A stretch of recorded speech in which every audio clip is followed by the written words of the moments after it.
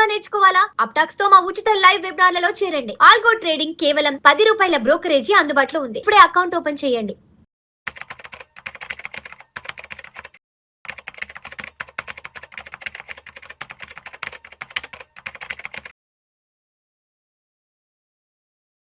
నమస్తే అండి, welcome to Suman TV. నేను విజయ్ కర్దార్. జూలై మంత్ రాబోతుందండి. హార్డ్లీ ఇంకొక 3 డేస్లో జూలై వచ్చేస్తుంది మనకి. సో జూలైలో ఎన్ఎఫ్ఓస్ ఏమున్నాయి అంటే న్యూ ఫండ్ ఆఫర్స్. చాలా మంది తెలుసు, న్యూ ఫండ్ ఆఫర్స్ అనగానే మనకి ₹10 అవైలబిలిటీలో దొరుకుతాయి మార్కెట్లో. అలా కనుక ₹10 కనుక ఇన్వెస్ట్మెంట్ చేసుకుంటూ వెళ్తే కనుక మనం ఈ మ్యూచువల్ ఫండ్స్ అయితే 1 lakh, 2 lakhs, 3 lakhs కావచ్చు. అలాగే పిఎంఎస్ మనకి ఎస్ఐఎఫ్ అయితే 10 lakhs మినిమం పెట్టాల్సి ఉంటుందండి. సో మనకి కనుక ఇట్లా ₹10లో కనుక మనం కొనుక్కుంటే మనకి ఎక్కువ యూనిట్లు వస్తాయి. రేపు పొద్దున అమాంతం ఆ ₹10 ₹20 అయినప్పుడు మనకి డబల్ అయిపోతుందండి. సో అదైతే అందరికీ తెలుసు.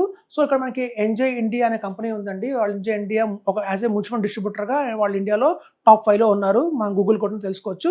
వాళ్ళదే ఎంజాయ్ ఇండియా ఏఎంసీ కూడా ఉంది, అసెట్ మేనేజ్మెంట్ కంపెనీ అని. గతంలో ఆల్రెడీ ఫ్లెక్సీ క్యాప్ మోడల్ వచ్చింది ఒక క్వాలిటీ అనే పారామీటర్లో. అలాగే బ్యాలెన్స్ అడ్వాంటేజ్ ఫండ్ వచ్చింది, అది క్వాలిటీ ప్లస్ మొమెంటంలో వచ్చింది. సో ఒక్కొక్క చూడండి, మనం చెప్తూనే ఉన్నాము స్ట్రాటజీస్ ఉంటాయి మార్కెట్లో చూస్తే చాలా స్ట్రాటజీస్ ఉంటాయి. ఒక్కొక్క టైంలో ఒక్కొక్క స్ట్రాటజీ బాగా క్లిక్ అవుతుంటుంది చెప్పుకుంటాను గత ఎపిసోడ్స్లో నేను. క్వాలిటీ, గ్రోత్, వాల్యూ, మొమెంటం అనేది 4 ఉంటాయండి స్ట్రాటజీస్.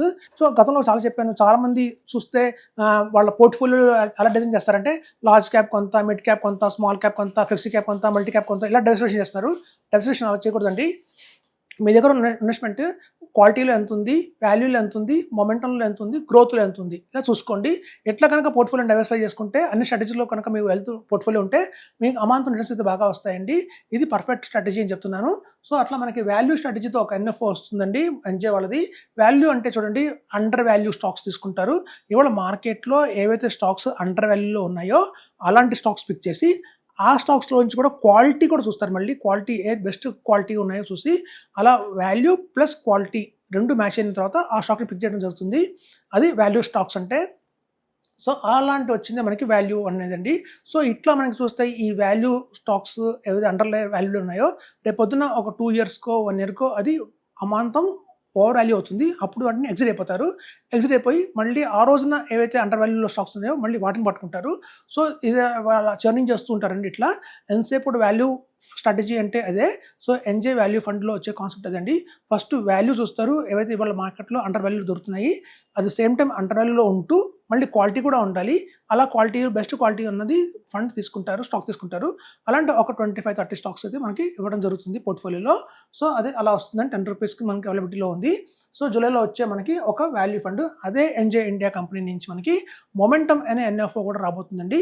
ఈ మొమెంటం ఏంటంటే ఇవాళ మార్కెట్లో ఏది దానికి మొమెంటం ఎక్కువ ఉందో, దేనికి ట్రెండ్ ఎక్కువ ఉందో అలాంటి మొమెంటం తీసుకుంటారు. సో అలాంటి స్టాక్స్ తీసుకుంటారు. మళ్ళీ అలాంటి మొమెంటం స్టాక్స్ నుంచి కూడా మళ్ళీ క్వాలిటీ ఏదైతే బాగుందో మంచి క్వాలిటీ స్టాక్స్, గ్రోత్ ఉన్న స్టాక్స్ తీసుకుంటారండి. ఇట్లా కాంబినేషన్లో తీసుకోవడం వల్ల మనకు వచ్చేది లాభమే. ఎక్స్ట్రార్డినరీ రిటర్న్స్ అయితే రావచ్చు. అంతంలో ఫ్లెక్సీ క్యాప్ వచ్చింది చూడండి, అది క్వాలిటీ మోడల్లో ఉంది ఎంజాయ్ ఇండియాది.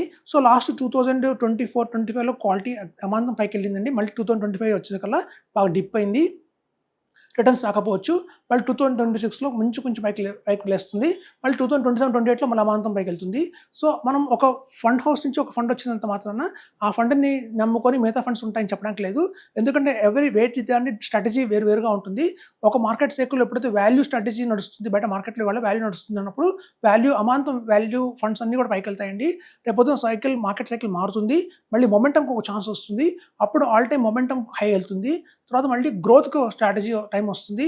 గ్రోత్ అంటే చూడండి, ఆ స్టాక్స్ ప్రతి ఇయర్ గ్రోత్ అవుతూనే ఉండాలి, ఇయర్ ఆన్ ఇయర్ గ్రోత్ అవుతూనే ఉండాలి. ఫర్ ఎగ్జాంపుల్ క్యాంప్స్ తీసుకోండి, మన స్టాక్ ఎక్స్చేంజ్లన్నీ కూడా గ్రోత్ అని చెప్పొచ్చు. ఎందుకంటే వాటి లాస్ అనేది ఉండదు. అవి మ్యానుఫ్యాక్చరింగ్ కంపెనీస్ కాదు లాస్ అండ్ ప్రాఫిట్ రావడానికి.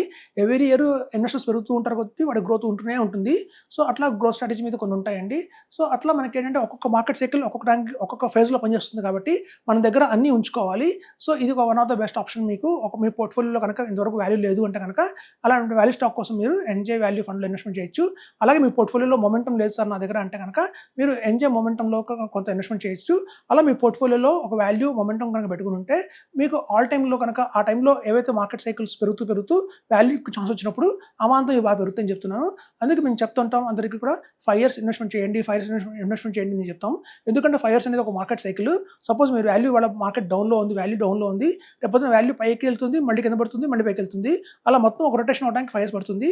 సో కాబట్టి మేము వాల్యూ ఫండ్ తీసుకోండి, మొమెంటం ఫండ్ తీసుకోండి, గ్రోత్ తీసుకోండి, క్వాలిటీ తీసుకోండి, ఎందులో పెట్టినా కూడా సరే మీరు 5 years కనుక వెయిట్ చేస్తేనే మీకు ఆ కంప్లీట్ సైకిల్ బెనిఫిట్ అనేది వస్తుంది. అందుకని పైకి వెళ్ళంగానే మనం ఉత్సాహంగా ఇన్వెస్ట్మెంట్ చేసి మళ్ళీ కింద పడంగానే బయటకు వచ్చేస్తే మీరు లాస్ అవుతారని చెప్తున్నాను.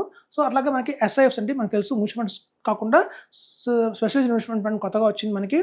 ఆల్మోస్ట్ రేపు సెప్టెంబర్ వస్తే 1 year అయిపోతుంది వచ్చి. చాలా కంపెనీస్ మనకి చూస్తే టాటా కానివ్వండి, ఆదిత్య బిర్లా సన్ లైఫ్ కానివ్వండి, ఐసిఐసిఐ కానివ్వండి, క్వాంట్, ఎడల్వైజ్, ఎస్బీఐ అన్నీ కూడా హైబ్రిడ్ స్కీమ్స్తో వచ్చాయి.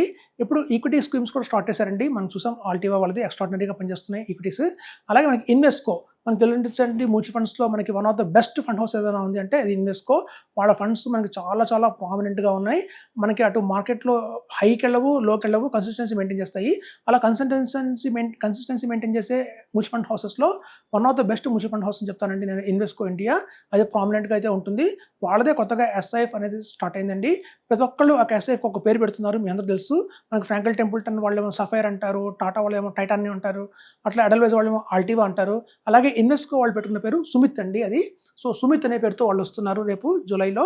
మనకి ఈక్విటీ లాంగ్ షార్ట్ ఫండ్ అంటున్నారు, అంటే ఇది ఫ్లెక్సీ క్యాప్ మోడల్లో ఉంటుందండి. ఈక్విటీ లాంగ్ షార్ట్ అనగానే ఒక ఫ్లెక్సీ క్యాప్ మోడల్లో ఉంటుంది. సో అందులో లార్జ్, మిడ్, స్మాల్ అనే కాంబినేషన్లో వస్తుంది. సో మనకు వచ్చేసి ఇన్వెస్కో నుంచి వచ్చేదే సుమిత్ ఈక్విటీ.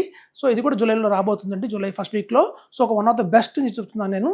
ఎవరైనా ఎస్ఎఫ్లో ఇన్వెస్ట్మెంట్ చేసుకోవాలి, నా దగ్గర 10 lakhs ఉన్నాయి అంటే మాత్రం ఖచ్చితంగా కూడా ఇందులో ఇన్వెస్ట్మెంట్ చేయండి. నా దగ్గర 2 lakhs ఉన్నాయి, 1 lakh ఉన్నాయి అంటే మాత్రం ఎన్జే వాల్యూలో కానివ్వండి, అలాగే ఎన్జే మొమెంటంలో కానీ ఇన్వెస్ట్మెంట్ చేయండి. గతంలో వాళ్ళ ఎన్జే ఫ్లెక్సీ క్యాప్ వాటితో రిటర్న్స్తో కంపేర్ చేయకండి, ఎందుకంటే వాటి స్ట్రాటజీ వేరుగా ఉంటుంది, వీటి స్ట్రాటజీ వేరుగా ఉంటుంది. ఎప్పుడు చాలామంది చేస్తే పెద్ద పొరపాటు ఏంటంటే ఫండ్ని కంపేర్ చేస్తారు, ఫండ్ టు ఫండ్, కానీ ఆ ఫండ్ ఏ స్ట్రాటజీ, ఈ ఫండ్ ఏ స్ట్రాటజీ అనేది కంపేర్ చేయరు. సో డిఫరెంట్ స్ట్రాటజీస్తో కంపేర్ చేసి డెసిషన్ తీసుకుంటారు, ఇది వేస్ట్ అని చెప్పి అలా చేయకండి. స్ట్రాటజీ టు స్ట్రాటజీ చాలా డిఫరెన్స్ అయితే ఉంటుంది. సో అదండి, మీకు దగ్గర 1 lakh 2 lakhs ఉన్నాయి, నా దగ్గర 10 rupeesలో మంచిగా కొనుక్కోవాలనుకుంటున్నానంటే వాల్యూ కొనుక్కోండి. సో అది ఎంజే వాల్యూ. సపోజ్ మీరు కనుక రెండింటిలో ఇన్వెస్ట్ అనుకుంటే 50,000 వాల్యూలో 50,000 మొమెంటంలో ఇన్వెస్ట్మెంట్ చేసుకోండి, అది బాగానే ఉంటుంది. ఎస్ఐఎఫ్లో మాత్రం కనుక ఇన్వెస్కో వాళ్ళది డ్యామ్ షూర్ ఎక్స్ట్రాడినరీగా ఉంటుందండి. ఇది వన్ ఆఫ్ ద బెస్ట్ అని చెప్తున్నాను నేను, ఎందుకంటే మనం చూసాం చాలా మ్యూచువల్ ఫండ్ కంపెనీస్లో కంపేర్ చేస్తే కూడా వీళ్ళ పర్ఫార్మెన్స్ అయితే అవుట్ పర్ఫార్మెన్స్గానే ఉంటుంది. సో అలా మన Sumit equity long short fund అని చెప్తున్నాను, one of the best SIF వస్తుంది మనకి జూలైలో. సో రెడీగా ఉండండి అని చెప్తున్నాను. Thank you.